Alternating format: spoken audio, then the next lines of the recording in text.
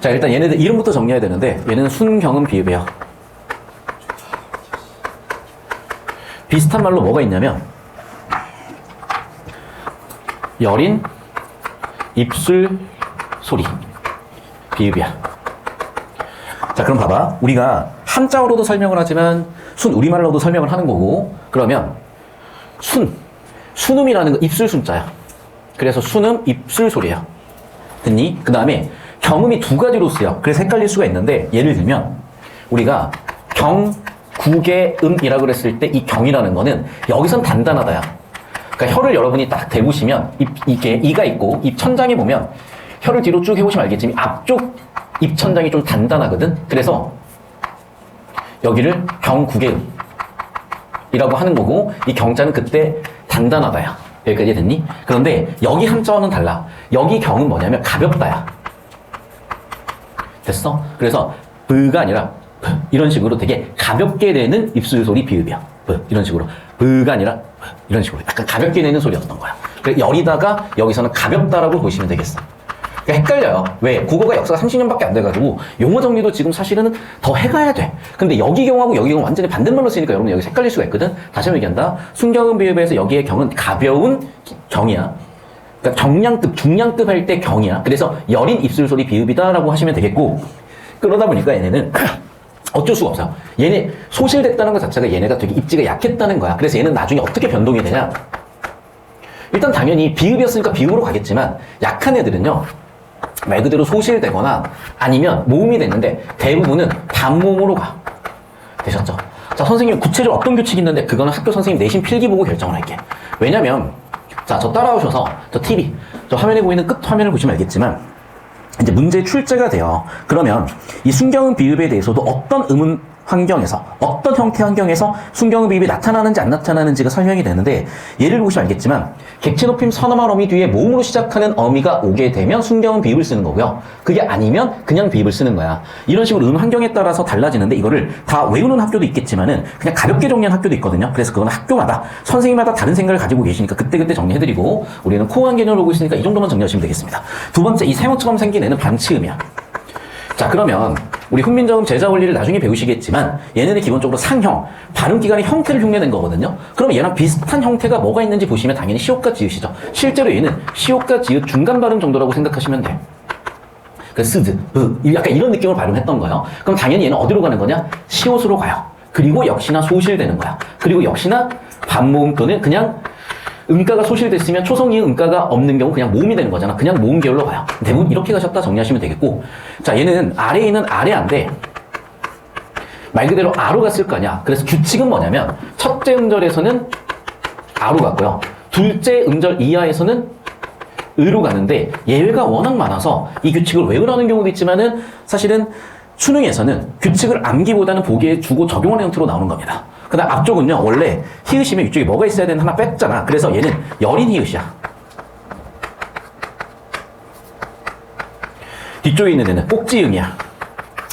어쨌든 얘네들은 그 입지 자체가 약했기 때문에 히읗이 되거나 이음으로 갔을 것이고, 역시 소실됐거나 기타 등등의 모음으로 변동되게 돼요. 이 정도 정리하시면 여러분 틀릴 일은 없지만, 이걸 안 해오고 계시면 결국에는 문제에서 필요한 개념을 모르니까 틀리게 되니, 자, 이거는요 여러분 서술형 대비니까 안 보고 쓸 수 있을 때까지 정리하셔야 되는 거고, 사실 여기 기준으로 잡아주시면 됩니다. 저 잘려도 괜찮아요. 여기 기준으로 잡으실 때는. 자, 필기 정리하시고. 됐습니까? 자, 정리하셨으면 계속해서 이제 볼게요. 두 번째 개념이야. 자, 우리 이제 해운대고 내신 대비를 위해서 개념 강의 정리하고 있고, 최상위권이 변별기되는 중세국어 핵심 개념 9가지 보고 있습니다. 자, 교재 페이지 146페이지 보고 계시고, 자, 두 번째 볼게요. 두 번째는 어두자음근이요. 자, 이 어두자음근에 대해서 내신 표현들을 잠깐 좀 정리를 해드릴게. 첫 번째는 병서라는 거야. 자, 병서는 크게 두 가지가 있어요. 합용 병서가 있고, 자, 내신 개념의 녹색은 수능 개념 아니야. 내신이야. 내신이라고 밑에 써놔. 각자 병서가 있어요. 그리고 병서랑 연결해 보니까 연서가 있어. 자, 일단 합용 병서는 어두자음근 그 자체라고 생각하시면 되는데, 이것도 학교 선생님에 따라서 다르게 설명하는 경우가 있으니 다시 한번 얘기하자면 내신 필기를 꼭 비교하셔가지고 저한테 질문하시거나 확인하셔야 돼. 자, 그래서 합용 병서는 말 그대로 어두자음근, 예를 들면 이런 겁니다. 얘를 현대는 쌀이라고 발음을 하거든. 그럼 벌써 보인 거죠. 합용명사는 뭐냐? 이렇게 초성자를 합하여 사용할 때는 병렬적으로 써라요. 그래서 한자를 줄여보니까 뭐라고? 합, 용, 병, 쓰다의 서자야. 그래서 사병병사야. 여기까지 이해되셨습니까? 이런 걸 뭐라고 한다? 어두자원군이라 그런다. 자, 그럼 어두자원군은 결국 어떻게 됐다? 된소리로 바뀝니다. 됐죠? 자, 그럼 각자병사는 뭐냐면 각각 쓰는 건데 얘네는 기역, 쌍기역 같은 거 얘기하는 거야. 디귿, 쌍디귿 같은 거 얘기하는 거야. 그래서 각각 쓴다야. 그래서 사병병사랑 각자병사 알겠죠? 각각의 글자를 병렬적으로 써라. 그래서 뭐가 됐다? 각자병서라고. 여기까지 이해되셨죠? 자, 연서는 뭐냐면 아까 보셨던 순경, 비읍 같은 거야. 얘는 연달아 쓰라야.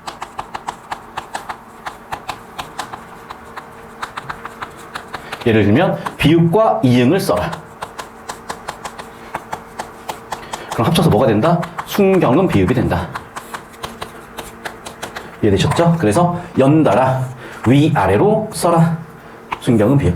이렇게 세 가지 개념이 있는 겁니다. 내신 개념 추가로. 다시 한번 얘기하지만 어두자원군은 그냥 된 소리가 됐다. 그리고 실제로 발음을 전부 다 했다. 당연한 얘기인 거고. 그럼 얘도 발음 어떻게 했다는 거냐? 비읍시오. 어떻게? 브스, 브스. 이렇게 발음을 했는데 너무 불편하잖아. 그래서 뭐 쌀이 됐다는 겁니다. 됐죠? 필기 정리하시고. 여자친구 이름이 누구였다고?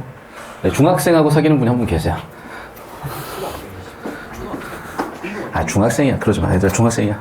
초등학생은 아니었어. 필기하세요. 여자친구는 안 주무시고 열심히 하시더라고. 맨 앞자리에 앉아가지고. 네 얘기할 때마다 얼굴이 되게 빨개지더라고. 아, 좋을 때입니다. 여러분, 좋을 때예요. 자, 이쪽 잡아주시면 돼요. 이쪽, 여기, 한사. 5초 잡아주십시오. 화면을 보는 친구들 필기해야 되니까.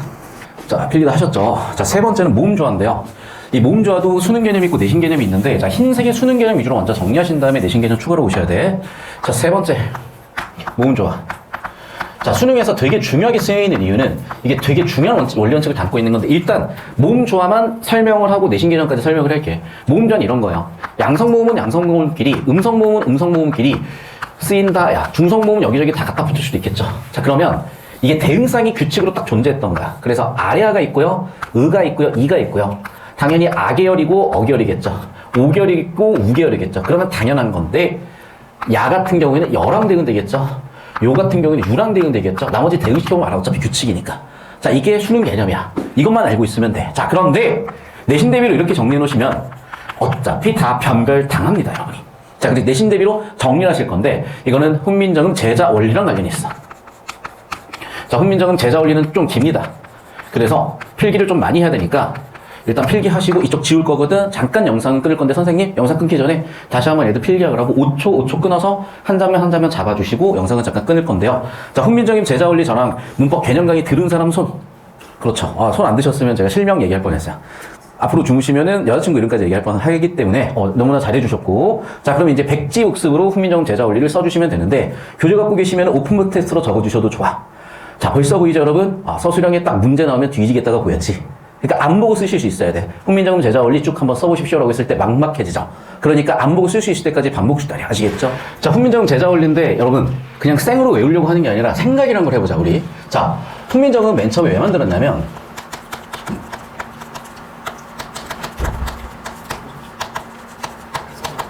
최초에는요. 근데 유튜브 많이 보냐? 유튜브 봐? 혹시 뭐 흑자일스 이런 거 보니? 뭐 보는 걸 내가 뭐라고 하겠어, 이제. 있어요. 이제 드래곤 누구라고 있는데, 알아보실 필요는 없어요, 이제. 그분이 뭐라고 하셨냐면, 이제 훈민정음이, 아무튼 뭐라고 얘기하셨는데, 아주 한 1% 정도는 맞는 얘기일 수도 있어요. 왜 그러냐면, 최초에는, 동국정운식 표기라고 해서, 쉽게 얘기하면은, 그 당시 국제표준이 한자어였거든? 지금의 국제표준이 영어잖아. 그 당시 국제표준이 한자어였어요. 근데 문제는 이 한자어에 대한 발음이 안 맞아. 그래서 이 발음 기호로 쓰려고 했던 거야. 그런데 쓰다 보니까 뭐 제대로 하자라고 했던 거고, 사실 얘는 1%도 안 돼요. 실제 문헌도 그래. 그러니까 얘는 사실상 그냥 영에 수렴한다고 보시면 돼요. 자, 그러면 실질적으로 훈민정음의 창제 원리 목표를 하다 보니 첫 번째는 가장 선진적인, 가장 최첨단의 문자체계를 만들고 싶었던 거야. 실제로 최첨단의 문자체계입니다. 두 번째는 언어라는 건 사고에 영향을 주거든. 사고는 또 언어에 영향을 주고, 그래서 서로 영향을 주고 받는데, 그러면 그 시절의 사고와 세계관을 담으려고 했던 거야. 그럼 그 시절의 세계관은 뭐냐면 양과 음의 조화입니다. 천지만물의 원리예요. 그래서 이걸 담으려고 했던 거야. 자, 그럼 이제 구체적으로 하나씩 갈게. 우리가 일단은 문자니까 쓰기도 해야 되겠지만 소리도 내야 될 거 아니야. 그래서 일단 소리를 기준으로 볼 건데, 소리 단위가 뭐니 얘들아? 음절이야. 자, 그래서 소리 단위로 먼저 규정을 해야 되는데, 음절이라는 거는 보시면 알겠지만 초성, 중성, 종성으로 이루어져 있죠. 자, 그래서 훈민정음 창제 원리도 마찬가지 순서대로 갑니다. 그래서 첫 번째, 초성자의 제자 원리예요. 제자는 만들 제자, 자는 글자 자자야. 두 번째, 당연히 초성자 만들었으니까 두 번째 뭐 만들겠어? 중성자 제자 원리겠죠. 세 번째는 종성자 제자 원리야. 여기까지 됐습니까? 초성자 제자 원리 첫 번째, 그래서 여기로 잡으시면 돼요. 상형이야. 상형은 말 그대로 형상이야, 형상. 그래서 발음 기관의 형태를 본뜬 거야. 그래서 실제로 여러분이 그 발음 해보시면 알겠지만 혀가 그, 기역처럼 돼요. 기처럼 돼요. 느 발음 해보면 알겠지만 혀가 니은처럼 돼. 그래, 발음 기관의 형태를 본떴다. 그래서 형태의 형자, 상태의 상자를 써서 상형이라고 합니다. 자, 두 번째는 뭐냐면 가획이야. 그럼 기존에 만들어진 애의 획을 더하는 거야. 그래서 아까도 보면 알겠지만 상형으로 그, 느를 만들었잖아. 그럼 그에다 뭐 했다? 가, 플러스야. 획 하나를 플러스 했어요. 됐죠? 이렇게 만들었다는 거야. 됐니? 자, 세 번째는 뭐냐면 병서야. 아까도 얘기했지만 이제 무슨 병서가 쓰였겠어? 아까 저기도 썼겠지? 요런 게 바로바로 인출되셔야 된다고. 각자 병서를 쓴 거야. 각자 병서를. 왜냐면 제자 원리잖아. 그럼 기억에서 쌍기역 가는 걸 설명을 해줘야지. 됐어? 각각의 글자를 연달아 썼다. 각자 병서입니다. 여기까지 되셨습니까? 그래서 필기 일단 여기까지 정리하시고요. 자, 두 번째, 중성자는 아까 설명한 그 내용이야. 첫 번째는 천, 지, 인, 만물의 원리를 담고 싶었어요. 자, 그럼 봐봐. 하늘은 천체가 떠 있으니까 천체는 이렇게 점으로 표현한 거야. 두 번째, 땅은 이렇게 지평선으로 펼쳐져 있으니까 거기에 인간이 서 있죠. 그래서 실제로 여기 아래야 이름에 대응되는 게 원래 천이었고요. 이에 대응되는 게 인간이었고요. 마지막 아래에 있는 게 땅이었던 거야. 그러니까 천지인이야. 자, 그러면 당연히 양음의 조화도 넣는다 그랬었잖아. 그러면 두 번째, 어떻게 양음의 조화냐? 당연히 양을 담당하는 게 뭐겠어? 위에 있는 천이었겠죠. 음을 담당하는 게 뭐겠어? 땅이었겠죠. 그럼 인간은 당연히 뭐겠어? 가운데 있으니까 중성이었던 거야. 그래서 제가 여기다 써드렸던, 아, 이제 이해가 되셨죠, 그러면. 됐어? 그래, 순서대로 천, 지, 인이야, 얘들아. 자, 하나 더. 니네가 외우다 보면은 뭐가 중성몸인지 헷갈려. 잠깐만, 이가 중성이었나? 의가 중성이었나? 얘네가 헷갈릴 이게 없어요. 왜? 보다 아가 훨씬 더 밝아. 우가 훨씬 어두워. 그래서 양성, 음성에서 이 뒤쪽은 잘 안 헷갈려. 근데 벌써 아래어가 없잖아? 그러니까 이쪽만 헷갈려. 마이너스, 음성 이런 거 정말 싫어하지만 그냥 이렇게 외워버리시면 까먹을 일이 없어요. 됐습니까? 마이너스, 음성. 아, 의가 음성이구나. 되셨죠? 까먹을 일이 없습니다. 필기해 놓으시고. 다시 한번 얘기하자면 천지인, 요 틀인 거 알고 계시고, 그래서 양성모음과 음성모음끼리 어울려 쓰이는, 양성모음끼리 음성모음끼리 쓰이는 걸 뭐라 그래? 모음 조화라고 하죠. 나중에 모음조화 현상이 쭉 벌어지는데, 자, 15세기까지는 아주 철저하게 지켜지다가 근대국으로 가면서 19세기 넘어가면서 거의 소멸되기 시작을 하는데 이유가 있어. 그것도 중요하다. 왜 소멸이 됐냐? 추론해봐. 왜 소멸됐을까? 당연한 거야. 얘가 없어졌잖아. 이해됐어? 그래서 철저하게 지켜지다가 왜 소멸이 됐냐면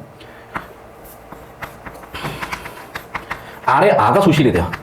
아래 아가 소실이 되니까 당연히 결과적으로 모음조화를 지키기가 힘들었겠죠. 모음조화 소멸됐다 또는 파괴되었다고 표현하는 거야. 당연하죠? 옛날에는 있으니까 지켰겠지. 근데 소실되면 당연히 어떻게 지키니? 됐어? 그래서 중세고의 특징으로 모음자를 철저하게 지키다가 이외에는 지키지 않는 방향으로 가겠구나. 이렇게 정리하시면 되겠어. 자, 마지막 종성자 제자 원리인데요. 간단하게 이렇게 됩니다. 종성, 부용, 초성. 자, 한자 풀었으면 돼. 종성. 종성은 말 그대로 부용, 다시 부자야. 용은 사용할, 뭐를? 초성을. 됐어? 초성을 다시 사용한다요. 그럼 뭐를 다시 사용할 거냐? 8개를 사용했어요. 자, 이 8개도 정확히 알고 계셔야 돼. 자, 이것도 내신 개념으로 정리해드립니다. 봅시다. 자, 역시 연표인데 쭉 15세기 최초로 만들어졌을 때부터 해서 16세기, 17세기 넘어가면서 좀 바뀌어요. 자, 처음에는 어떻게 있었냐? 가나, 가라, 마바, 사, 아. 하나, 둘, 셋, 넷, 다섯, 여섯, 일곱, 8개가 쓰였어요. 그러다가 어떤 문제가 생기기 시작을 하면 디귿과 시옷을 구분을 못하는 문제가 생기기 시작을 해. 그래서 16세기 말에서 17세기 초에는 뭘 선택하냐면 시옷을 선택합니다. 근데 17세기 넘어가면서 디귿을 선택하기 시작을 한 거야. 그래서 이렇게 분기가 갈려. 그래서 이때까지는 8종성이고요. 이때도 7종성, 이때도 7종성인데 여기서는 뭘 선택한 7종성이야? 시옷을 선택한 7종성이야. 그러니까 여기는 디귿이 받침으로 쓰이지 않아요. 근데 여기서부터는 디귿이 받침으로 쓰이는 7종성이야. 됐니? 그래서 현대고까지 오는 겁니다. 여기까지 정확하게 기억을 해놓으셔야 되고 내신 대비로 무조건 나오니까 필기 꼭 해두시고 여러분 내신 족보 봤을 때 나오는 내용들은 제가 다 언급드린 거예요. 자, 그래서 선생님 여기 다시 한번 여기 5초, 그 다음에 여길 기준으로 5초 끊어가지고 하나씩 잡아주시길 바라고 필기하셔야 되고 필기하신 것 좀 이따가 밀착도에 사진 찍어 올려서 우리 본인들께서 여러분 공부 어떻게 하고 계시는지도 좀 보여주셔야 여러분도 편하고 저도 편하고 모두가 편한 그런 수업 시간이 될 겁니다. 필기하십시오. 정리하시고요. 자, 필기 정리 끝났으면은 여기까지 해서 이제 모음 조합, 훈민정음, 창조, 원리까지 개념이 쫙 끝났고, 자, 필기 정리 끝난 다음에 영상 잠깐 끊어주십시오. 질문 있으면 하셔도 됩니다. 아, 그리고 제가 추가로 여기 더 덧붙여드리면 중성자에서는 합성이라고 해서 어떻게 만든 거냐면 이런 거야. 자, 우리 천지인에 점이 있죠. 그러면 중성모 인을 여기다 써주면 어가 됐겠죠. 맞니? 두 번째. 여기에 점 찍어주면 아가 됐겠죠. 됐습니까? 그 다음에 천을 여기에 음성모음을 여기에 썼으면 오가 됐겠죠. 됐어? 이게 바로 합성의 원리야. 됐니? 자, 네 번째는 합용. 역시 얘도 합쳐서 사용하는 건데 무슨 얘기냐? 합성은 합쳐서 만들었고 얘를 같이 쓰는 건데 얘를 이런 거예요. 얘랑 얘를 같이 쓰면 뭐가 되지? 와가 되죠. 됐어? 이렇게도 썼다는 거야. 그래서 합성에서 합용까지 정리해 보시면 되겠고 이 용어들은 선생님에 따라서 조금씩 다르거든요. 학교 내신마다. 그래서 조금씩 다른 거는 좀 가져오셔야 돼. 그래야 제가 디테일하게 봐드릴 수가 있을 거고 기타 등등 뭐 자질구레한 뭐 잡다한 약간의 차이들이나 여기서 더 깊이 있게 들어가는 거는 그 학교 내신의 특히 그 선생님의 특성이기 때문에 다시 한번 얘기 드리면 여러분 내신 직전에 보강할 때 그런 부분까지 제가 디테일하게 봐드릴 거라서 학교 필기 꼭 가져오셔야 됩니다. 프린터랑. 그래야 대비가 된다. 자, 이 정도 하면은 고1 내신 한 95%는 해결이 된 겁니다. 자, 이어서 이제 연철이 있고 분철이 있고 중철이 있는데 이것도 잠깐 짚고 넘어갈게요. 이쪽 지우고 갈 거야. 자, 우리 지금 3번까지 했고 이제 4번 할 차례입니다.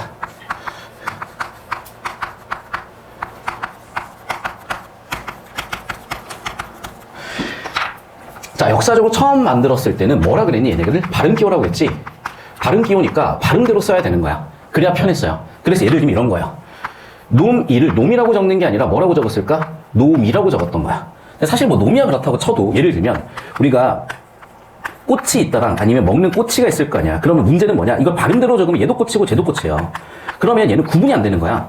그래서 즉 의미의 전달 문제가 생겨. 자, 문제는 프라블럼 P라고 적는다 앞으로. 그래서 의미 전달에 문제가 생기셨고 이 문제를 어떻게 해결하면 되겠어? 아, 간단하죠. 뭐를 밝히면 된다? 꽃이라는 어원을 밝히면 되는 거잖아. 그래서 그 뒤로는 어원을 밝혀서 해결하기 시작합니다. 자, 그러면 당연히 문제가 해결이 됐었을 건데 자, 이걸 이제 뭐라고 하는 거냐?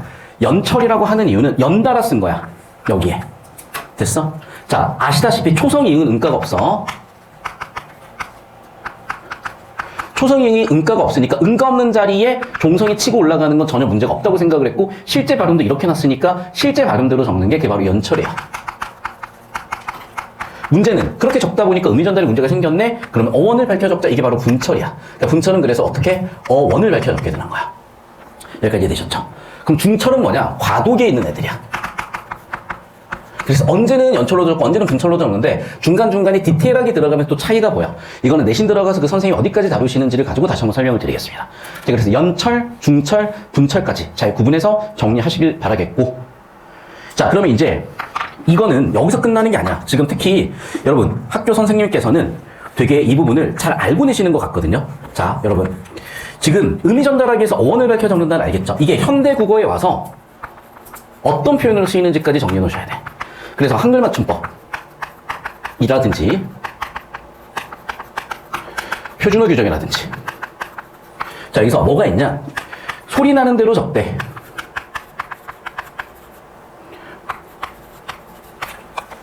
어법에 맞도록 한다라는 표현이 있어요. 자, 보이시죠? 그걸 보시면 알겠지만 연철처럼 실제 발음대로 적는 게 소리나로 적대야. 이게 원칙이야. 근데 문제는 이 원칙대로 했을 때 아까도 얘기했지만 의미 전달에 문제가 생길 때 어원을 밝혀 적는 거야.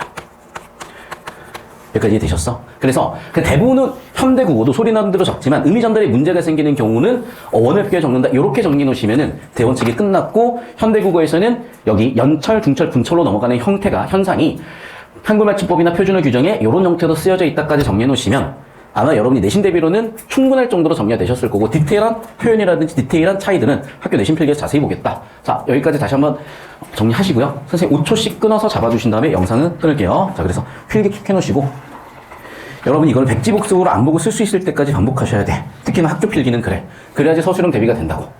이걸 여러분이 거의 완벽에 가깝게 정리하고 계셔야 서술형이 써지시기 시작을 할 거고 어느새 여러분이 개념을 공부하시기만 하셨는데 서술형에 쓸 자료가 생기기 시작을 할 겁니다. 이제 5, 6, 7, 8, 9가 있는데요. 조금 슬슬 역시 고1 잼민이들인가요? 우리 집중이 좀 흐려지는 게 보이네. 자, 봅시다. 자, 5번 주격조사를 볼게요. 이것도 여러분이 정말 많이 틀리는 부분이고 자, 주격조사는 최초 15세기에 두 종류가 있었어요. 얘랑 얘가 있었어. 얘는 무슨 얘기야? 아예 초성을 표기하지 않았어요.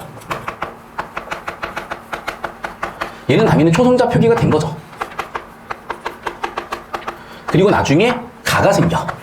됐니? 자, 그럼 어떤 문제가 생기냐? 자, 흰색은 제가 중세국어를 적은 겁니다. 자, 얘를 현대국어로 적었을 때 어떤 문제가 생기냐? 이런 문제가 생겨. 자, 현대국어에 네라는 단어가 있다고 해볼게. 이건 몇 음절이야? 당연히 일음절이야. 자, 네, 얘는 뭐야? 지금 모음 자, 음은 몇 개야? 자음 하나, 모음 하나지. 음은 지금 그래서 2개야. 누가 봐도 그렇죠? 근데 이거는 현대국어가 그렇다는 거야. 자, 다시 한번 얘기합니다. 얘가 중세국어라는 조건이 있으면 어떻게 돼야 돼? 얘는요, 네는 뭐냐면 나 플러스 2로 쓰인 거야. 됐어? 몇 음절이야 그러면? 2음절이야. 음은 몇 개야? 3개예요. 자, 그럼 문법적 차이를 볼게. 자, 내는 뭐라고 하니? 당연히 현대국어에서 1인칭 대명사라고 해. 자, 그런데 그 1인칭 대명사 중세국어에서는 뭐가 있었던 거예요? 나가 있었다고요. 그래서 나는 뭐라고? 1인칭 대명사야. 자, 여기에 플러스 2가 있다니까. 얘 뭐라고요? 주격조사라고. 자, 그럼 몇 단어입니까? 품사 2개니까 2단어입니다. 얘 몇 단어입니까? 1단어입니다. 이거 무조건 남겨놓으셔야 되고 이거는 다 터졌어. 알겠어? 왜? 똑같은 뇌인데 기준이 현대국어면은 한 음절 1단어고요. 중세국어면 2음절 2단어야. 그런데 여러분 머릿속에는 현대국어로 막혀있으니까 얘를 이렇게 보지 못하면서 저 터진 겁니다. 정확하게 주격조사 초성 음가 없는 이 알고 계셔야 돼. 되셨어요? 여기까지? 자, 필기 정리하시고 자, 그러면 이제 여러분이 여기 5초 동안 잡고 계십시오.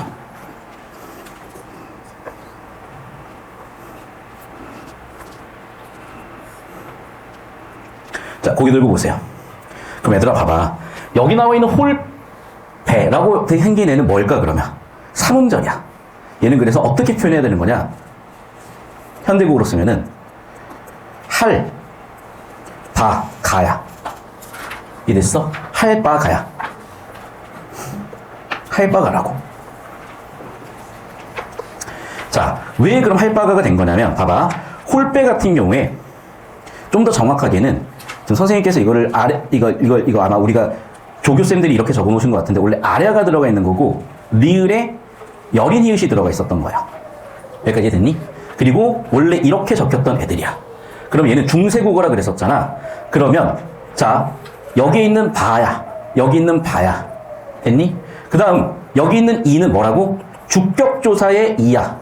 그러니까 주격조사의 이니까 현대국어 뭐로 쓰이는 거야? 가로 쓰이는 거야. 이해됐어? 그래서 바, 가야 여기는. 그래서 발음 실제 어떻게 한 거야? 바이라고 발음을 해 여기는. 여기까지 되셨습니까? 자, 그리고 하나 더 얘기한다. 앞에 있는 그 홀은 뭐냐? 여기도 학교마다 달라, 설명이. 자, 여기서 이제 이거예요. 여기 있는 여린 히읗을 2가지 견해가 있는데, 된소리 다른 기호로 보시는 분도 있고, 그냥 얘는 하나의 의문이라고 보시는 경우도 있어. 그럼 된소리 바른 기호로 보면 얘를 뭐라고 발음해야 되겠어? 홀, 바, 이라고 발음을 해야 되는 거야. 이해됐어? 여기까지 가르치는 선생님들이 계신데 여기까지 가르치셨을 거야. 필기 다 해놓으셔야 돼요. 다시 한번 얘기하지만 그냥 반복하시면 돼. 자, 오늘 반복하셨지, 수업 때 반복하시지, 내신 직전에 반복하시지. 그러면 4등급, 5등급 나옵니다. 내신 직전에 2번 더 반복하셨어, 2등급, 3등급 나옵니다. 내신 직전에 5번 이상 반복하셨어, 그때 1등급 나오는 거야. 그냥 반복이야. 지금 손이 바쁘고, 지금 눈이 바쁘고, 지금 머리가 바쁘시면 어차피 세 시간은 흘러간다. 다시 한번 얘기하지만 4년 안에 끝내지 말고 3년 안에 끝내세요. 고등학교 4학년 다니지 마십시오. 제발. 여기까지 정리되셨습니까? 요런 거 배우시라는 겁니다. 자, 그럼 봐봐. 난로 쏨에도 한번 생각을 해볼까? 난로 쏨에는 원래 뭐였을까? 그래, 연철이 쓰였겠지. 왜? 봐봐. 얘 기본형은 뭐니? 쓰다였겠지. 씀에였을 거 아니야. 쓰다, 씀. 그런데 얘를 어떻게 쓴 거야? 쓰매라고 쓴 거잖아. 맞아? 자, 그럼 얘를 쓰매라고 썼으니까 뭐 했어? 미음이 뒤로 넘어간 연철 보이시겠죠? 이해됐어? 그리고 봐봐. 현대 국어는 씀이지만 중세 국어는 우가 쓰여. 애가 쓰였고. 두 번째는 뭐야? 모음 조어야. 자, 무슨 얘기인지 저쪽에다 설명을 해드릴게요. 봐봐. 지금까지 배운 내용 가지고 정리를 하실 수가 있는 건데,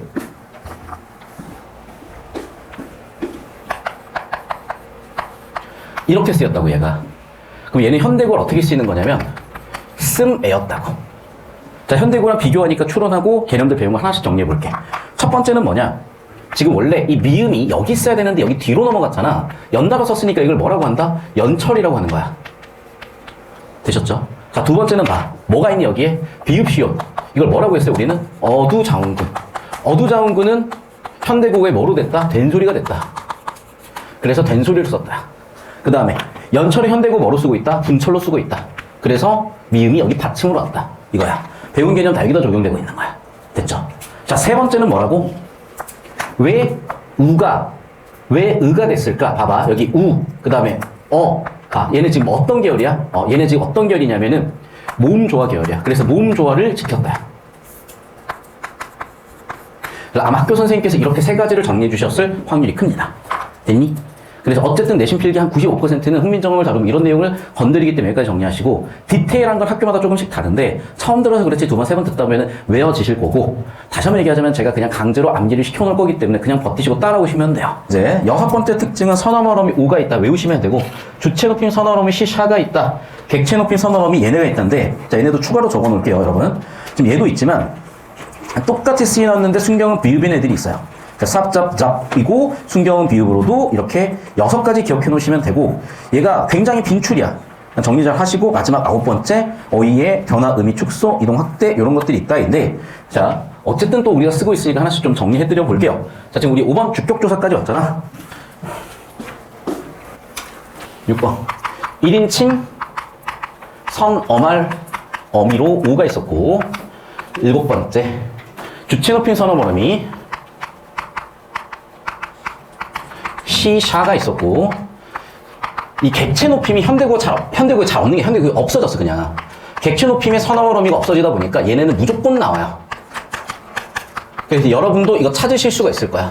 그리고 여기에 순경은 비읍 들어가는 계열까지도 기억을 해 놓으셔야 되는데, 이 음운 환경은 사실은 대부분의 학교는 안 물어보지만 가끔씩 물어보는 학교가 있어서 설명을 해드리면, 뒤쪽에 뭐가 오면, 뒤쪽에 자음이 오면 이렇게 쓰이고, 뒤쪽에 자음이 안 오면 이렇게 썼어요. 됐어?